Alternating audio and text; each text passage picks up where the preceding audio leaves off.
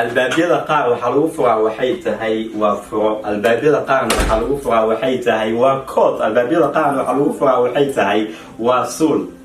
laakiin mis weydiisay albaabka ilaahay subxaanahu wa tacaala samaawaadka wax lagu furo waa inaad dhahdid yaa rab yaa allah, inaad rabbi gacmaha aad u taagatid. waxaa lagu furayaa albaabiyada samada oo dhan, rabbina wuu ku maqlayaa caza wajal. maxaad sugaysaa, maxaad samaynaysaa?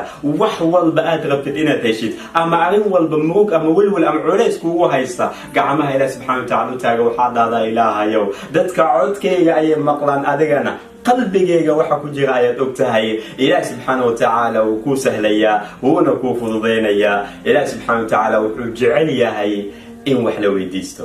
ducadiina iyo ducadeedaba allah naga aqbalo. asalaamu calaykum.